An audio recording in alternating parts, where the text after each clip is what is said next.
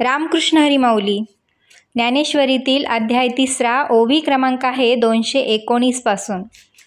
माऊली म्हणतात, अरे आपला धर्म आचरण्यास सोपा नसला तरी त्याचेच आचरण करणे योग्य आहे. दुसऱ्याचा धर्म खरोखर दिसण्यास जरी चांगला असला तरी पालन करणाऱ्यांनी आपल्याच धर्माचे पालन केले पाहिजे. ब्राह्मण जरी दरिद्री झाला तरी त्याने शूद्राच्या घरची उत्तम पक्वान्ने कशी सेवन करावी, असे हे अनुचित कर्म कसे करावे आणि जी गोष्ट घेण्यास योग्य नाही तिची इच्छा कशी करावी, अथवा जरी इच्छित प्राप्त झाले तरी ते घ्यावे का याचा विचार कर.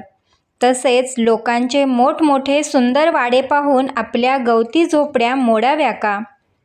हे असो, आपली स्त्री कुरूप असली तरी तीच आपल्यास भोगण्यास ज्याप्रमाणे योग्य असते त्याप्रमाणे वाटेल तसा कठीण आणि आचरण्यास दुर्घट असा स्वधर्म असला तरी तोच परलोकचा सोबती होय.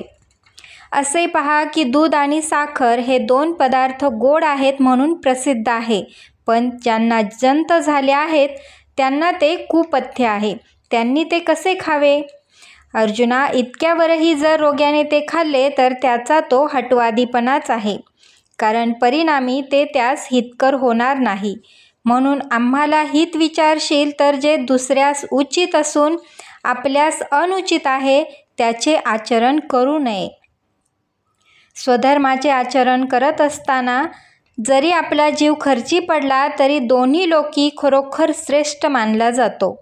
देवाधिदेव श्री शारंगपाणी यांचे हे भाषण ऐकून अर्जुन म्हणाला, देवा, माझी एक विनंती आहे.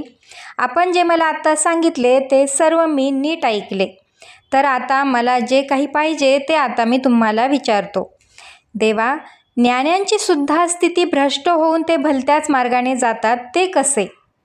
ते सर्वज्ञही असतात, त्यांना त्याज्य काय ग्राह्य काय याचे ज्ञान असते, तथापि ते परधर्माचे आचरण कोणत्या कारणाने करतात. जसे आंधळ्या मनुष्यास धान्य कोंडा निराळे करता येत नाही तसं डोळसासही का व्हावं. जे असलेला संग सोडतात तेच पुन्हा संग करूनही तृप्त होत नाही व वनवासात असलेलेही व्यावहारिक लोकात येऊन राहतात. वास्तविक ते पापापासून अलिप्त असावे व पाप आपल्या हातून होऊ नये अशी इच्छा करतात, परंतु त्यांना बलात्काराने पापात कोणीतरी घातल्याची प्रतीती येते. ज्या विषयांचा ते मनापासून तिटकारा करतात तेच विषय त्यांच्या जीवाशी जडून राहतात. ते चुकवायचा प्रयत्न जरी केला तरी पुन्हा ते त्यातच गुंततात. अशा रीतीने ज्ञानवानांच्या विषय सेवनात बलात्कार दिसतो. तो बलात्कार करण्याचा आग्रह कोणाचा आहे हे आपण कृपा करून सांगावे, असे अर्जुन म्हणाला. तेव्हा हृदयास रमविणारा आणि योगीजन ज्याची निष्काम बुद्धीने इच्छा करतात असा जो पुरुषोत्तम तो म्हणाला, सांगतो ऐक. हृदयामध्ये वास करणारे हे काम क्रोध हेच पुरुषास पापामध्ये प्रवृत्त करणारे आहेत, कारण या कामक्रोधांच्या ठिकाणी दया अजिबात नाही. फार काय सांगावे, दुसऱ्याचा नाश करण्यात ते याप्रमाणे समर्थ आहेत. हे कामक्रोध ज्ञानरूप धनाच्या ठेवीवरचे नाग, विषय खोऱ्यातील वाघ आणि भजनमार्गीचे मारेकरी आहेत. हे ज्ञाननिधीचे भुजंग, विषयदरीचे वाघ, भजनमार्गीचे मांग, मारकजे. हे देहदुर्गीचे धोंड, इंद्रियग्रामीचे कोंड, याचे व्यामोहाधिक दबळ जगावरी. देहरूप किल्ल्यावरील मोठे दगड, इंद्रियरूप गावातील कोंडवाडे, भ्रांती वगैरे उत्पन्न करण्याचा यांचा जगावर दपटशा आहे. हे मनाच्या ठिकाणी भासणारे मुळापासून आसुरी संपत्तीतील असून रजोगुणांचे कार्य आहे. यांची तृप्ती अविद्येकडून होते. हे रजोगुणापासून झालेले आहेत खरे, परंतु तमोगुणाचे फार आवडते आहे. हे तमोगुणाने आपले सर्वस्व, माजूरपणा व अज्ञान यांना दिले आहे. हे जीविताचे शत्रू आहेत, म्हणून मृत्यूचे नगरात यांना चांगल्या प्रकारचा मान मिळतो. काय चमत्कार सांगावा.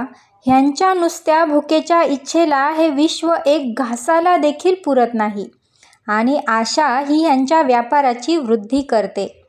जिने सहज आपल्या मुठी वळल्या असता त्यात मावण्याला 14 भुवनेही कमीच. अशा तऱ्हेची जी भ्रांती ती आशेची धाकटी बहीण आहे. जी ही भ्रांती केवळ भातुकली खेळता खेळता तीनही लोक सहज खाऊन टाकते आणि तृष्णा हिच्या दास्य बळावरच पुष्ट होते. हे असो, पण मोहाच्या घरी या कामक्रोधांना प्रतिष्ठा आहे आणि ज्या अहंकाराने सर्व जगाला नाचवून सोडले आहे त्या अहंकाराची यांच्याशी देवघेव असते. ज्या दंभाने सत्याचा कोथळा फोडून त्या दुष्ट कृत्यांचा पेंढा भरला त्या दंभाला ह्यांनीच जगात प्रसिद्धीस आणले. ह्यांनी पतिव्रतारूप शांतीला लुबाडून घेऊन मायारूप मांगिनीला सजवले आणि तिच्याकडून साधूंचे समुदाय भ्रष्ट करविले. यांनी विवेक नाहीसा केला, वैराग्याची खोड मोडली, जित्या उपशमाची मान तोडली. ह्यांनी संतोषरूपी वन तोडून टाकले, धैर्यरूपी किल्ला जमीनदोस्त केला, आनंदरूपी रोपटे उपटून टाकले. यांनी ज्ञानाची रोपे उपटून टाकली, सुखाचे नावसुद्धा पुसून टाकले. प्राणीमात्रांच्या हृदयात विविध तापाची आग उत्पन्न केली. शरीराबरोबर उत्पन्न झालेले असून जीवातच जडून राहिले आहेत, परंतु शोध करायला गेले असता ब्रह्मादिकांसही सापडत नाही. जे ब्रह्मस्वरूपाच्या शेजारी आणि ज्ञानाच्या पंक्तीला येऊन बसतात म्हणून जगताचा महाप्रलय करण्यास प्रवृत्त होऊन कोणाला आवरत नाही. हे कामक्रोध पाण्याशिवाय बुडवतात, अग्नीशिवाय जाळतात आणि प्राण्याला न कळता गिळतात. हे शस्त्राशिवाय मारतात, दोराशिवाय बांधून ठेवतात आणि तत्ववेत्यांना पैंजेने आपल्या अधीन करून घेतात. हे चिखलाशिवाय रोवतात, पाशाशिवाय लोकांना बांधून ठेवतात आणि शरीराच्या इतक्या अंतर्यामी पोहोचल्यामुळे यांच्या बरोबरीचे दुसरे कोणी नाही. अर्जुना, फार काय सांगावे, जेथे ज्ञान आहे तेथे काम क्रोध आहेतच. जसा साप चंदनाच्या मुळाला वेढून राहतो किंवा मोटेने गर्भ जसा आच्छादित असतो अथवा प्रभेशिवाय सूर्य, धुराशिवाय अग्नी, पाऱ्याशिवाय आरसा ही ज्याप्रमाणे सापडायची नाही, ज्याप्रमाणे बीज कोंड्याने आच्छादलेले उत्पन्न होते त्याप्रमाणे कामक्रोधांशिवाय शुद्ध ज्ञान आमच्या दृष्टीस कधी पडले नाही. तसे ज्ञान हे स्वतः जरी शुद्ध असले तरी कामक्रोधांनी आच्छादित असते, म्हणून ते गहन होऊन बसले आहे. अगोदर कामक्रोधास जिंकावे मग ज्ञान प्राप्त होते, पण त्या कामक्रोधास जिंकणे कठीण, कारण यांना जिंकण्याकरता जे जे अवसान आणावे ते उलट यांनाच सहाय्यकारी होते. जसे अग्नी विझवण्याकरता लाकडे टाकली असता ती त्यालाच सहाय्य करतात, त्याप्रमाणे जे जे उपाय करावे ते यांनाच मदत करतात. म्हणून या जगामध्ये हठयोग्यांना देखील हेच जिंकतात. मग हे कामक्रोध अजिंक्य झाले असे तुला वाटेल, तर तसे मात्र नाही. अर्जुना, अशाही संकटातून पार पडण्यास एक उत्तम उपाय आहे, तो तुला साधेल तर सांगतो. यांचा मूळ वास्तव्य इंद्रियांच्या ठिकाणी असते आणि इंद्रियांपासून कर्माची प्रवृत्ती होते. म्हणून या इंद्रियांना अगोदर सर्वथैव जिंक.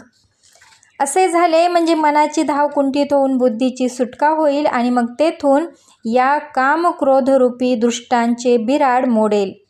याप्रमाणे यांची अंतःकरणातून वस्ती मोडली म्हणजे हे मेले असे समज.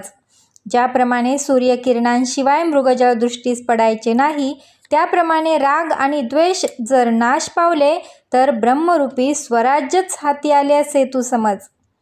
मग तो स्वतःच निजसुख भोगतो.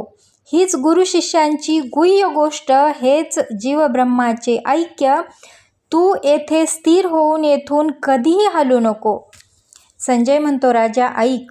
सकल सिद्ध मुकुटमणी श्री लक्ष्मीपती श्रीकृष्ण याप्रमाणे बोलले. आता यापुढे भगवान श्रीकृष्ण एक पुरातन कथा सांगतील. ती ऐकून अर्जुन जो प्रश्न करेल त्या कथेची योग्यता, रसिकपणा ही ऐकून श्रोत्यांना श्रवणसुखाचा सुकाळ होईल. निवृत्तीचे दास ज्ञानदेव महाराज ते म्हणतात, बाबांनो, आत्मज्ञान प्राप्तीच्या चांगल्या तयारीने तुम्ही श्रीकृष्ण अर्जुन संवाद ऐका.